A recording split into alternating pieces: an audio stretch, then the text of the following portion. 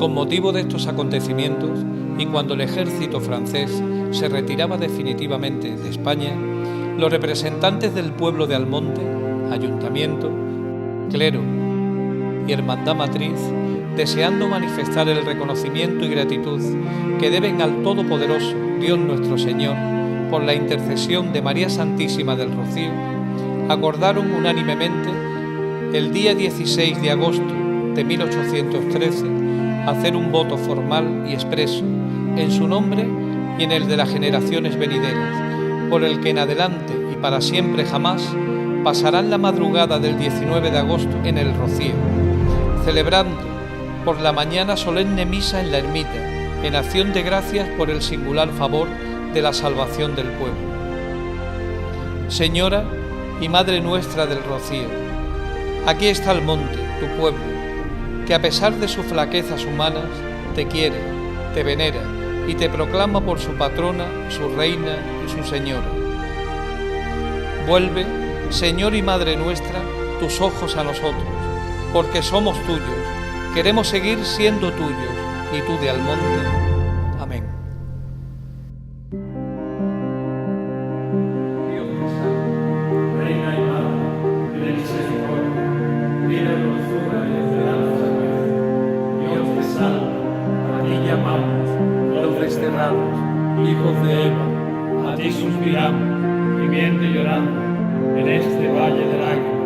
Ea pues, Señora, abogada nuestra, vuelve a nosotros esos tus ojos misericordiosos, y después de este destierro, muéstranos a Jesús, fruto bendito de tu vientre, oh clementísima, oh piadosa, oh dulce siempre Virgen María, ruega por nosotros, Santa Madre de Dios, para que seamos dignos de alcanzar y gozar las promesas de nuestro Señor Jesucristo. Amén.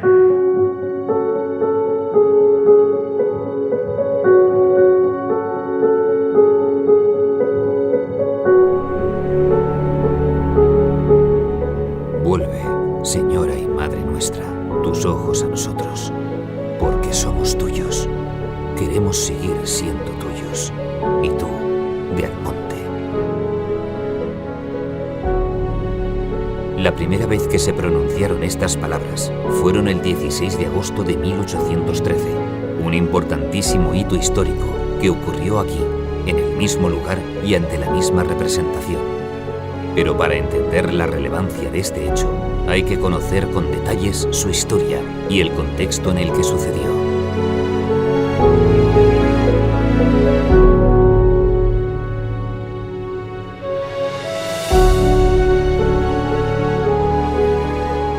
Los franceses invaden la península ibérica en 1808. La ocupación militar de la villa de Almonte acontece entre 1810 y 1812. Abril-mayo se instala en casa del que era alcalde, Rafael de Cepeda, en la calle El Cerro, todo el mundo conocida. Era una situación asfixiante para pueblos que en aquellos momentos ya de por sí estaban viviendo una situación crítica y que difícilmente podían atender a todos los que se le pedía por parte de los mandos franceses. Ante la presión que el ejército de Francia, de Napoleón, estaba ejerciendo sobre toda la población española. Pues nada, viene sobre las 2 de la tarde, entra una partida de guerrilleros, matan al capitán Dosó, que iba saliendo de su casa a la calle El Cerro, y los que estaban por el pueblo hirieron a algunos y otros se lo llevaron prisionero. Y claro, evidentemente eso avergüenza al ejército de Napoleón, que manda un destacamento de 800 militares del ejército francés. Y es ahí donde se produce el milagro. Es aquí donde la Virgen del Rocío muestra su intercesión milagrosa, y es lo que luego, 2 o 3 años más tarde, concretamente en 1813, se va a recordar. El 16 de agosto, pues Almonte proclama el voto de acción de gracias del Rocío Chico.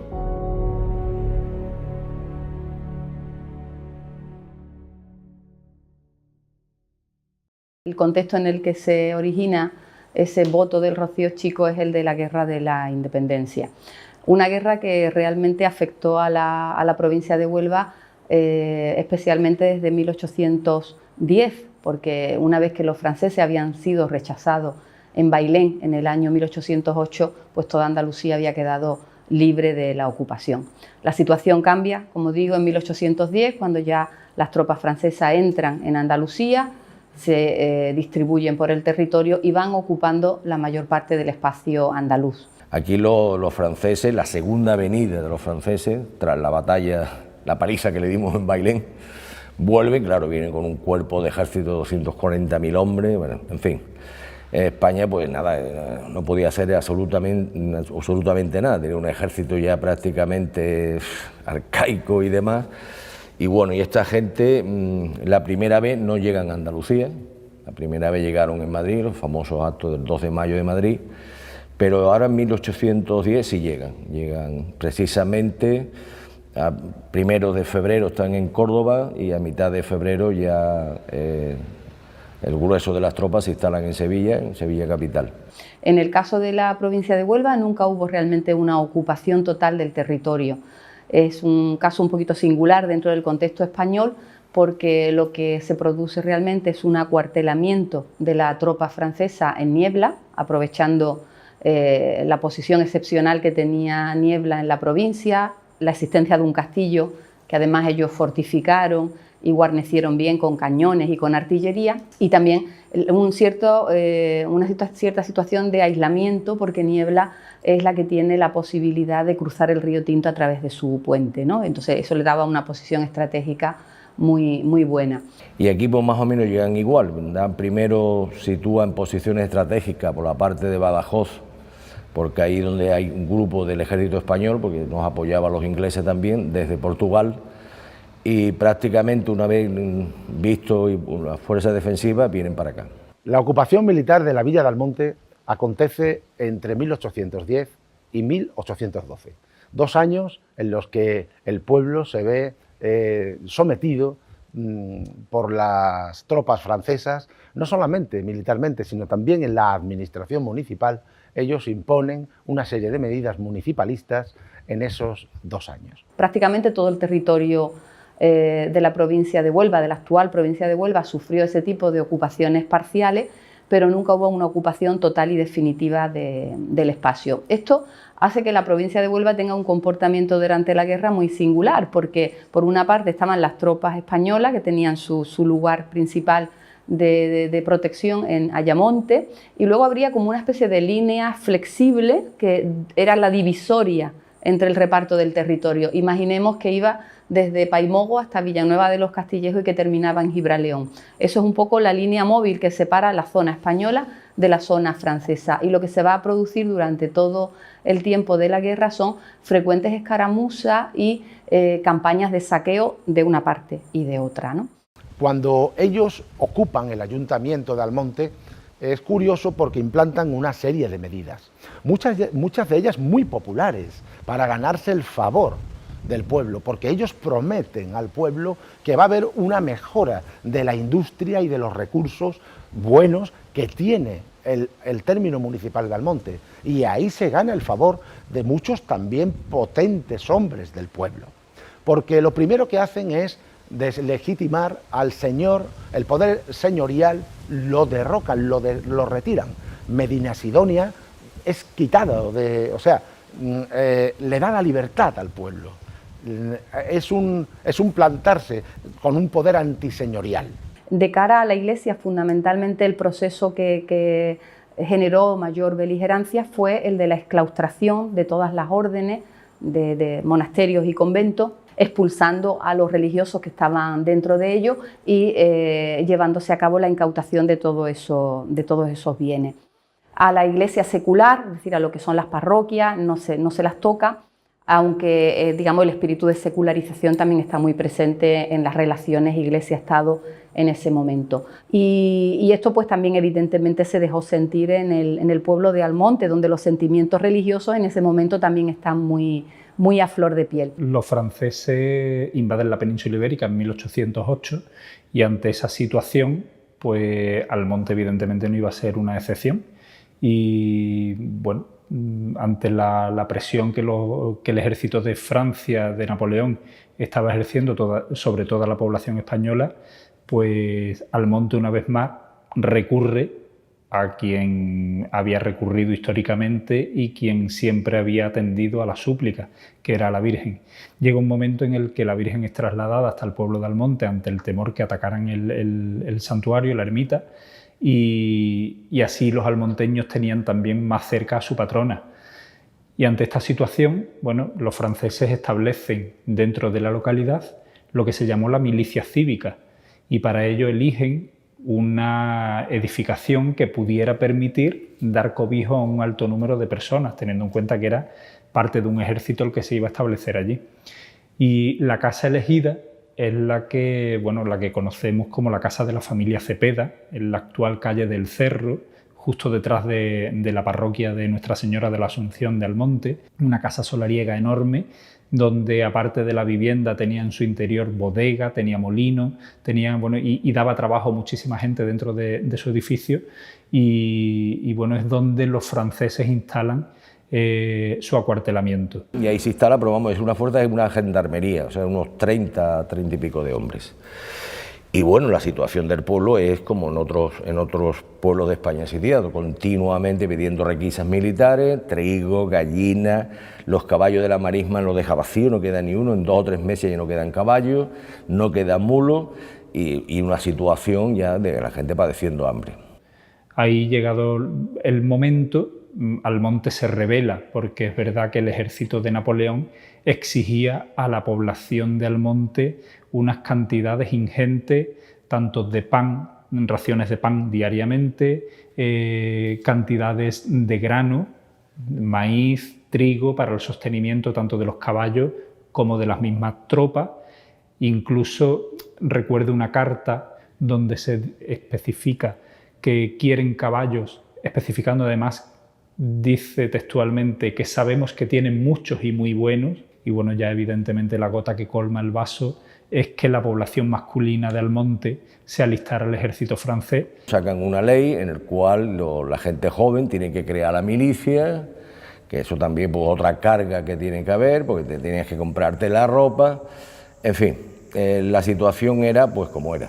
Probablemente detrás de todos los incidentes de agosto de 1810 por parte de los almonteños, pues está ese espíritu de rebelión ante una situación de opresión que realmente se hacía insoportable. ¿Qué ocurre? Pues bueno, pues ocurre que el 15 de agosto había que celebrar por todo lo alto el Día de Napoleón.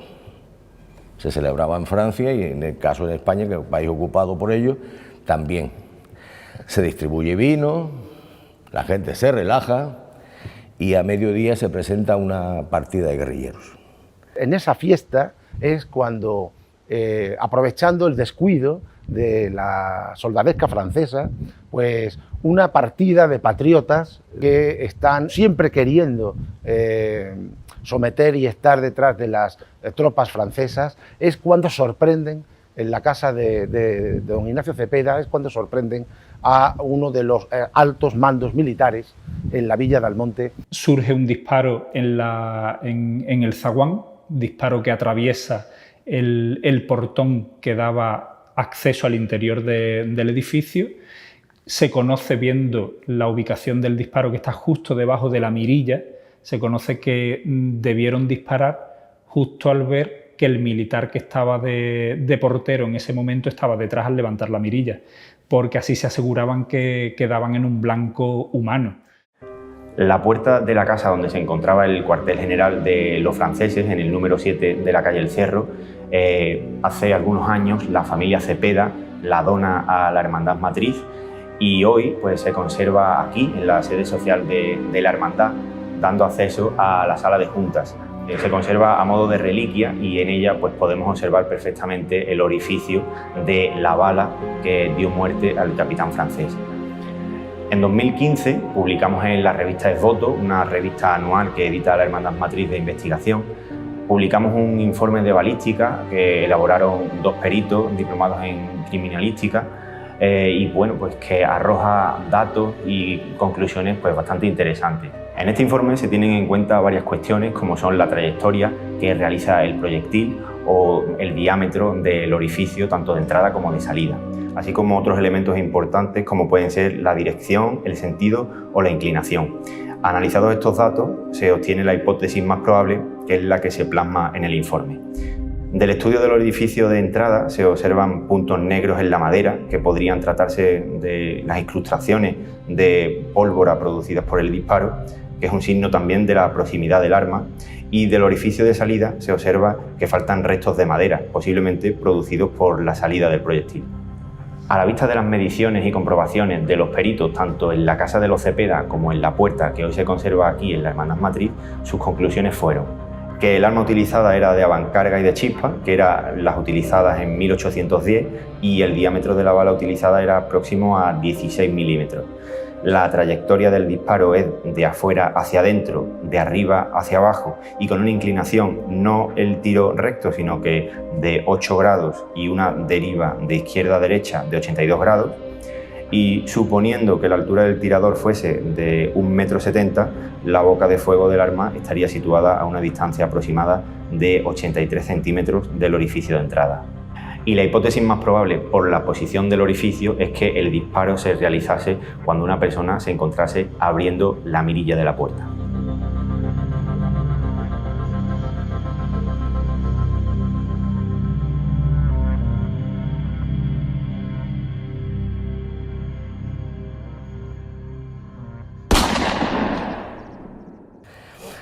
Ese acto estaba considerado por las leyes de la época, las leyes en este caso del invasor, como bueno, el acto más criminal que se podía cometer. Por lo tanto, las leyes decían que ante un asesinato de un militar o de un funcionario de José I, el rey de los franceses y rey de España en aquella época, lo pagaba el pueblo.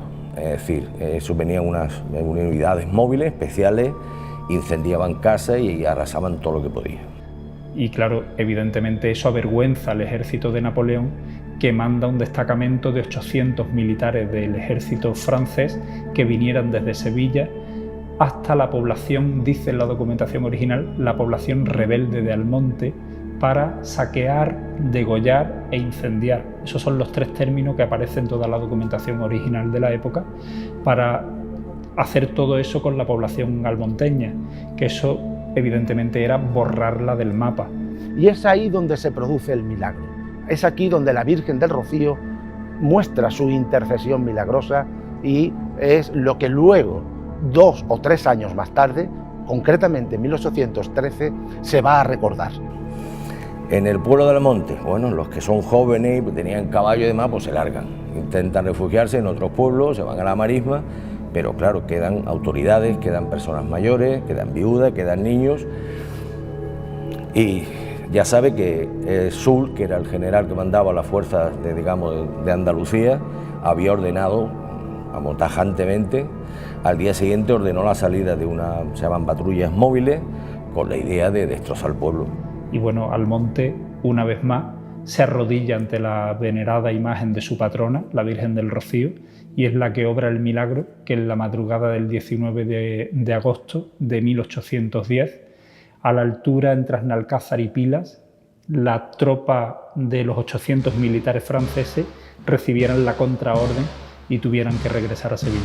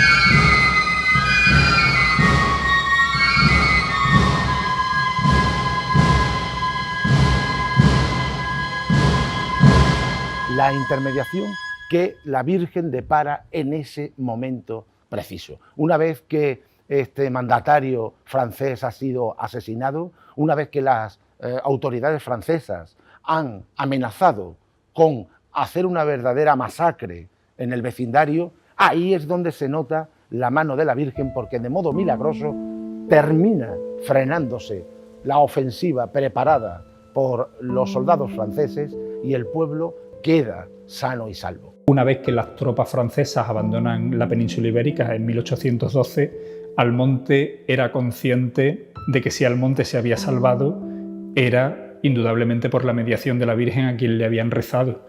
Y bueno, en 1813, el 16 de agosto, pues Almonte proclama el voto de acción de gracias del Rocío Chico. Un voto de acción de gracias que además está redactado con una sensibilidad impresionante, siendo conscientes los almonteños de entonces que si Almonte seguía asistiendo en ese momento era por la mediación de la Virgen. Ya idos los franceses, bueno, pues el pueblo se reúne en la sacristía, en el ayuntamiento. Entonces la hermandad matriz de Almonte, el clero, todos los que habían, los franciscanos quedaban 1 o 2, las monjas fueron expulsadas, etcétera, etcétera. Y el pueblo llano, y bueno, pues quieren recordar aquel hecho, que no pasara desapercibido en la historia, y reunidos a hacer lo que se llama el voto de acción de gracia. Y otra de las singularidades del voto de promesa que hoy conocemos con el nombre popular de Rocío Chico, que fue el agradecimiento brindado por las instituciones locales a la Virgen del Rocío por la intermediación dispensada durante la ocupación napoleónica, pues es un verdadero ejemplo no solamente a nivel provincial, sino también a nivel regional y a nivel nacional. De tal modo que ese documento ha consagrado al pueblo de Almonte entre uno de los más marianos de España. Ante un momento de verdadero terror, cuando piensas que una tropa viene a saquear tu pueblo y a pasar a degüello a todos los almonteños, pues encomendarte a algo sobrenatural, como es en este caso la Virgen de Rocío, que es la última esperanza que te queda, ¿no? Y por supuesto cuando el pueblo al final se libra de ese saqueo y de ese degüello y conmuta esa pena por un pago económico, que aunque era descomunal, probablemente todos vieron como una liberación, pues entonces evidentemente vuelves a pensar en las emociones en este caso religiosas, y el agradecimiento a la Virgen a la que se atribuye esa salvación. Entonces, ¿qué hace? Se ordena que todas las partidas del ejército, gendarmería, se replieguen a Sevilla para defender Sevilla, ante un inminente ataque de un cuerpo de ejército inglés y español bastante fuerte. Claro, los que vienen aquí se vuelven. La verdad, pues, la gente lo entiende como un milagro, y que en cierta manera lo es. Obviamente los almonteños ven la retirada de las tropas de Napoleón de la villa como un milagro de la Virgen del Rocío. Y claro, es verdad que la sociedad, no solamente la almonteña, sino la sociedad en general, en esa época estaba muy habituado a estas mediaciones e intervenciones divinas por la salvación en momentos de dificultad, de enfermedad o de accidentes, y a la vista está que en la colección de exvotos pictóricos que se conservan de la Virgen del Rocío, los más antiguos precisamente datan de esta época. Buena muestra de que la devoción a la Virgen del Rocío no es un fenómeno estancado en el pasado ni en un tiempo concreto, es la colección de exvotos que conserva y atesora la Hermandad Matriz. Una colección de muy diverso carácter, pero de los que los pictóricos precisamente son los que con mayor claridad nos narran las diversas situaciones en las que se vieron tantísimos fieles de la Virgen, ya fueran de falta de salud, de accidente o en situaciones de angustia, en los que, bueno, humanamente no tenían remedio y acudían a la mediación divina. Y gracias a ello, pues nos pone de manifiesto la devoción de la gente de distintos pueblos y de un abanico amplísimo de localidades que incluso con anterioridad a la fundación de sus hermandades filiales ya le tenían devoción a la Virgen del Rocío. A lo largo de la historia, porque son cuestiones que aún a día de hoy se siguen entregando a la hermandad en agradecimiento a la Virgen, pues destacar quizás los que en relación con una celebración del Rocío Chico tuvieron lugar. Conocemos uno en el que una señora en el camino de vuelta con su hermandad tiene su carro un accidente, a consecuencia de los golpes y de la caída, ella, que iba en avanzado estado de gestación, le provoca el parto y en esa situación de angustia invoca a la Virgen del Rocío y dio a luz a una niña que nace en perfectas condiciones a pesar de que el parto había sido provocado por la caída. Y ella, en agradecimiento a la Virgen, manda pintar un cuadro que lo conserva la hermandad expuesto en el tesoro en el Rocío, y a su hija le pone por nombre Milagro del Rocío. Este está fechado en la década de los 60, del siglo XX, cuando ya el Rocío Chico estaba celebrando 150 años de su inicio. Curiosamente, el 150 aniversario, que también es una fecha muy redonda, 1963, pues se celebró también el Rocío Chico en Almonte, por primera vez en la historia que sepamos. En este caso, nada que ver con las circunstancias que nos obligan en esta ocasión a hacerlo. El motivo fue las obras del Santuario del Rocío, que precisamente para ganar tiempo la Junta quiso traer a la Virgen nada más transcurrida la romería, la semana siguiente a la romería de Pentecostés, para ganar 2 meses a las obras, y con ese motivo pues se celebró en Almonte, y también por el hecho extraordinario de ser el 150 aniversario, se invitó a las hermandades de entonces a que participaran de ese Rocío Chico singular que se hizo en Almonte. La última vez que la parroquia de Nuestra Señora de la Asunción acogió un Rocío Chico fue en 1963, cuando el traslado de la Virgen se adelantó para iniciar las obras del actual santuario. Los motivos ahora son otros. La estancia prolongada de nuestra patrona, a consecuencia de una pandemia que ha cambiado nuestras vidas en pocos meses. Los cultos han sido celebrados con aforo limitado de 150 personas en el interior del templo almonteño, distancia social y el uso obligatorio de mascarillas. A su vez, han sido retransmitidos en directo en las redes sociales de la Hermandad Matriz, y en la aldea, el santuario, huérfano de su señora, lo vivió a través de pantallas instaladas para la ocasión. El solemne triduo comenzó el domingo 16 de agosto, finalizando el martes 18, cada tarde a las 21 horas. El orden del culto ha sido el de siempre, comenzando con el Santo Rosario, ejercicio del triduo y la celebración de la Santa Misa. La predicación ha estado a cargo del reverendo señor don José Ramón Berea Acosta, defensor del vínculo y promotor de justicia de la diócesis de Huelva. El reverendo señor don José Antonio Calvo Millán, vicario parroquial de la parroquia de Nuestra Señora de la Asunción de Almonte, y el reverendo señor don Francisco Jesús Martín Sirgo, párroco de la parroquia de Nuestra Señora de la Asunción de Almonte, rector del santuario de Nuestra Señora del Rocío y director espiritual de la Hermandad Matriz. Este año no han venido coros de otras hermandades, y el acompañamiento musical durante estos 3 días ha estado a cargo de la Escuela de Tamborileros de la Hermandad Matriz de Almonte. En la medianoche del 18 al 19 de agosto, el Santo Rosario ha sido rezado en el interior de la parroquia y cantado por antiguos componentes del coro de la Hermandad Matriz. En el día del Rocío Chico, el 19 de agosto, la función del voto ha sido presidida por el nuevo obispo de Huelva, el excelentísimo y reverendísimo Monseñor Santiago Gómez Sierra, encargado de predicar la homilía. Y el coro de la Hermandad Matriz ha sido el acompañamiento musical en este día de júbilo para los almonteños. Y por último, la procesión eucarística por el interior de la parroquia de Nuestra Señora de la Asunción dio por finalizado este atípico 207 aniversario de la renovación del voto de acción de gracias de Almonte a su Virgen.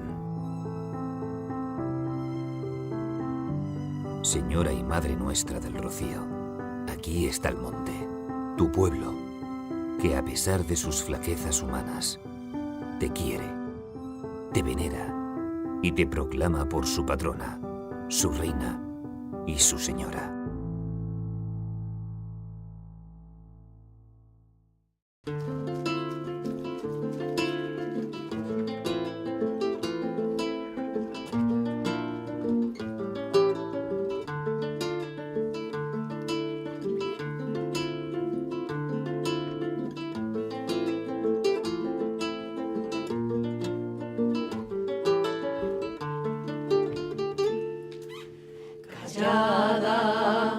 se va quedando la aldea, se marcharán las carretas, camino de la nostalgia.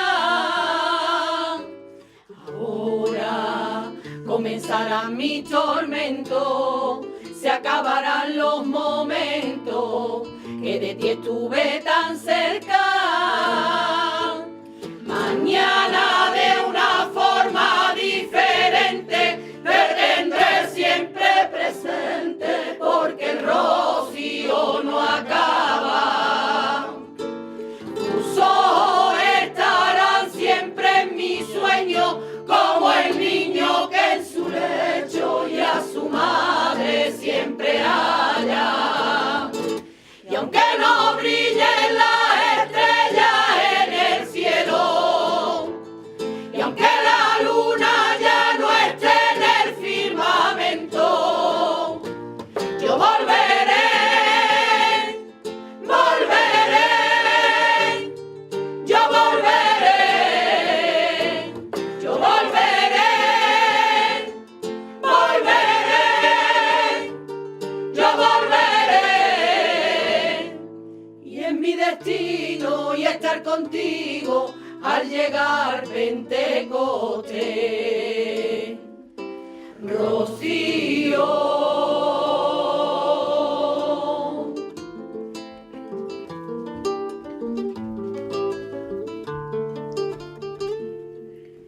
Ya no arden los troncos en la candela, ni le dan luz a la noche, tan solo cenizas quedan. El viento ya va borrando la huella que dejó por el camino el que vino de promesa. Prendida llevo tu ermita en mi alma y en mi mente las plegarias que en silencio rezaré, sintiendo la verdad del rocío, viviendo, haciendo el camino por la senda de la fe. Y aunque no brillen las estrellas en el cielo, y aunque la luna ya no esté en el firmamento, yo volveré, volveré, yo volveré, yo volveré, volveré, yo volveré. Y es mi destino y estar contigo al llegar Pentecostés. Rocío.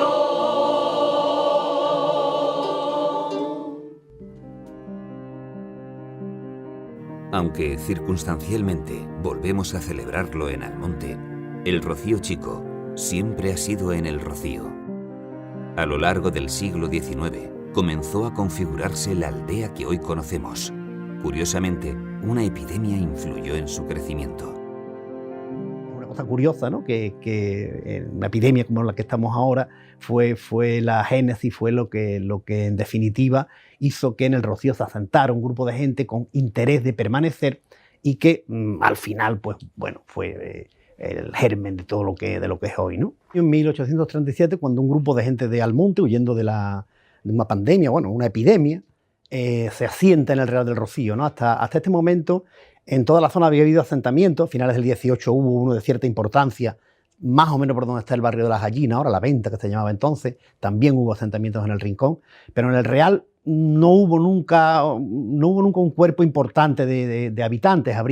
Se supone que algunas chozas de ganadero, algunas viviendas, pero nunca se asentó un grupo más importante, ¿no?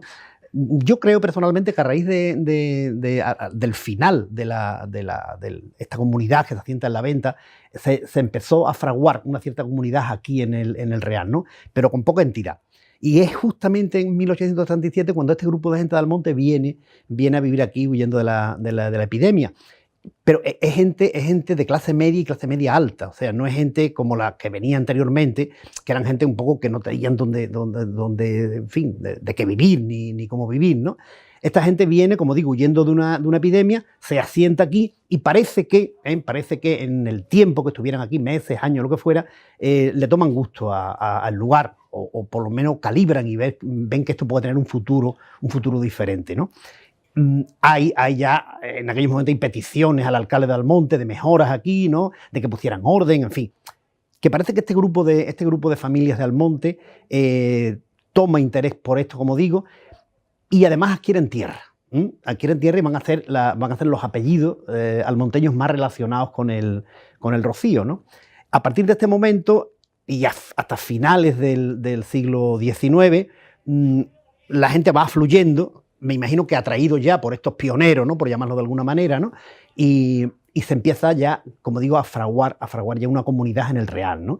Y también a raíz de estos hechos y, digamos, de este asentamiento primero, empiezan a aparecer ya las hermandades que hacen edificios en el Real, y ya llegamos a en fin, digamos que la gran eclosión de este devenir, ¿no? Es en el año de la coronación, 1919, cuando ya un grupo de gente ya más amplio a hacer ya edificios en el Rocío, y prácticamente el Real, casi como lo conocemos ahora, se fragua pues alrededor del año 19. El 8 de junio de 1919, en plena romería de Pentecostés, la Virgen del Rocío fue coronada por el cardenal Enrique Almaraz y Santos en el Real del Rocío. Asistieron a este acontecimiento 12 hermandades de las provincias de Huelva, Sevilla y Cádiz, Villamanrique de la Condesa, Pilas, La Palma del Condado, Moguer, Sanlúcar de Barrameda, Triana, Umbrete, Coria del Río, Huelva, San Juan del Puerto, Benacazón y Rociana del Condado. Entre 15.000 y 25.000 almas, según cuentan las crónicas de la época, asistieron a este histórico momento.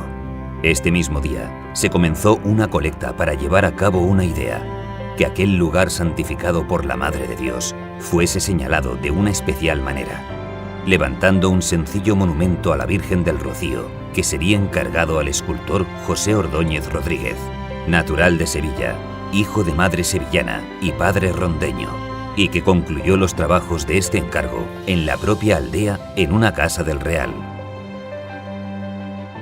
Este monumento, que ahora cumple 100 años, se trata de una imagen de la Virgen tallada en piedra caliza, de suaves líneas, que va cumplimentada con coronas y ráfagas metálicas. La escultura se apoya sobre una columna de mármol almeriense, y esta, a su vez, sobre una elegante peana cuadrangular en la que aparecen en cada uno de sus lados el escudo de la provincia de Huelva, el escudo de la villa de Almonte, el escudo del cardenal Almaraz y en el lado principal la inscripción: en este sitio, el 8 de junio de 1919, a las 11 de la mañana, el excelentísimo y reverendísimo señor cardenal doctor don Enrique Almaraz y Santos, dignísimo arzobispo de Sevilla, coronó canónicamente a la Santísima Virgen del Rocío ante numerosa concurrencia de devotos. En 1920, el día que Almonte celebraba la función del Rocío Chico, el 19 de agosto, el párroco de la vila, don José Puyana, bendecía este monumento que hoy sigue siendo testigo de los principales actos devocionales, especialmente en la romería de Pentecostés, y sirve para eterna memoria de uno de los hechos más importantes de la historia de la devoción rociera: la coronación canónica de la Reina de las Marismas.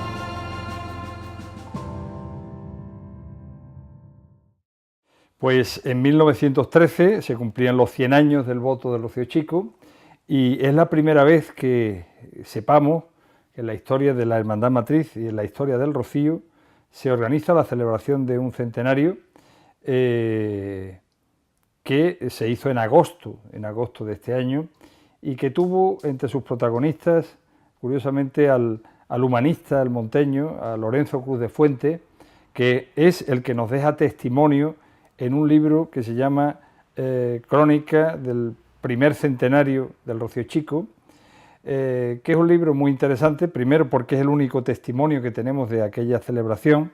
Desgraciadamente no se conservan las actas de la Hermandad Matriz de aquella fecha, donde se deja constancia de un acta que se hizo expresamente para celebrar el centenario, y que tuvo como hecho más importante la colocación de una placa de mármol en la antigua ermita, una placa que dejaba constancia de esos 100 años, la primera placa conmemorativa que se coloca en el santuario. Hemos querido que esa placa de mármol se vuelva a reponer en los muros del nuevo santuario del Rocío, y que queremos que quede pues para siempre, recuperar ese hito que estaba en la antigua ermita, y que también tiene la curiosidad de que fue regalado por la condesa de París, muy vinculada a la devoción rociera a principios del siglo XX, y en la que tuvo también un papel muy significativo el vicario parroquial de entonces, que se llamaba Manuel Márquez, y que curiosamente iba a ser el párroco de Almonte cuando se refunda la hermandad en 1917 y cuando se hace la coronación de la Virgen del Rocío en 1919. La crónica que se refleja en esta pequeña obra, que no llega a ser un libro, es un folleto, pone de manifiesto el papel relevante que tiene el presbítero, haciendo una homilía que por lo visto pues llegó al corazón de los rocieros. Con ese motivo, además, se invitaron a las hermandades del Rocío de entonces, que participaron en aquel Rocío Chico de 1913, y el libro se culmina con una recopilación de letras de sevillanas, de letras de Seguidilla, que es la recopilación más antigua, con las sevillanas más antiguas, con las seguidillas más antiguas que se ha hecho en la historia del Rocío. Es curioso que nuestro paisano, Lorenzo Cruz de Fuentes, un gran humanista, como digo, el que hizo probablemente la recopilación más importante de la historia de las instituciones religiosas de Almonte, de las hermandades, de los conventos, de las instituciones religiosas, como digo, no quiso firmar, no firma ese folleto. Termina diciendo escrito por un almonteño, Precisamente con motivo del bicentenario, pues pudimos documentar para que no hubiera duda de que él es el autor de ese folleto, aunque no lo firmase. Además de este facsímil, fueron muchos los acontecimientos durante la celebración del bicentenario, pero lo que no cabe duda alguna es que hubo un momento que brilló por encima de todo.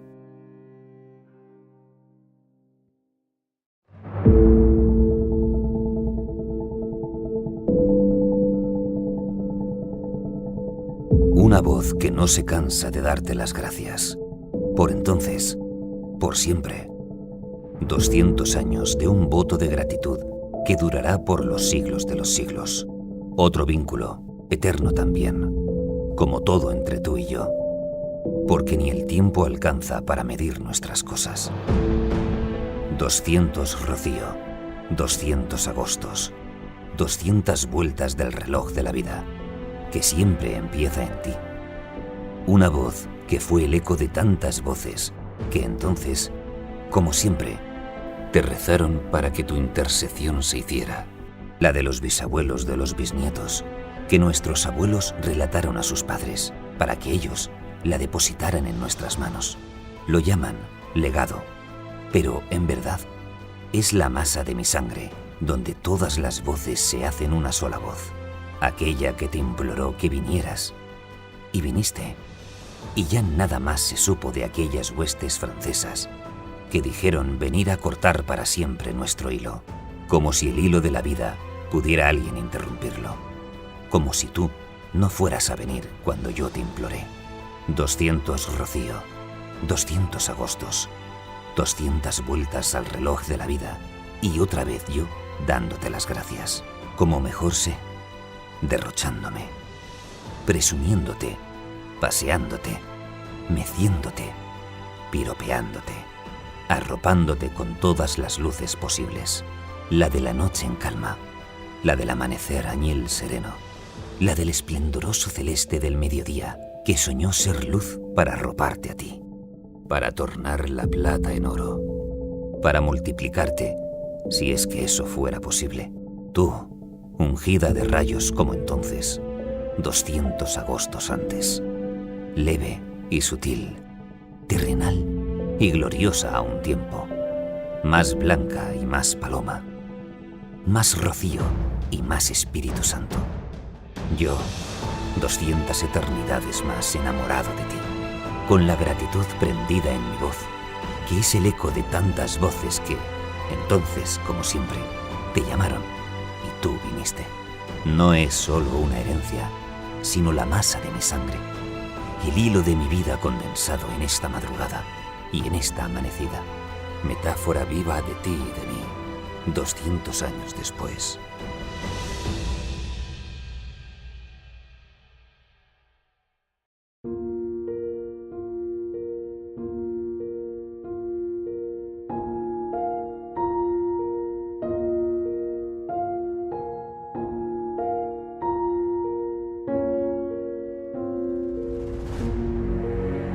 Hay veces en las que cuando todo termina, todo acaba de empezar. Como en este eterno voto de gracia, un rocío que, aunque chico sea su nombre, es inmenso su recuerdo.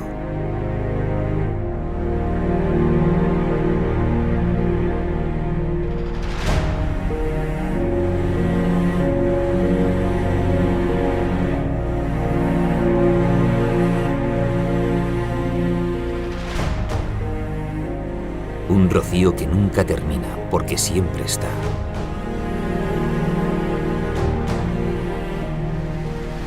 Son las gracias infinitas a ti, Señora.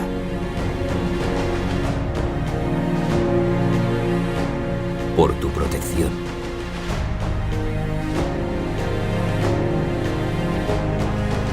Por tu amor.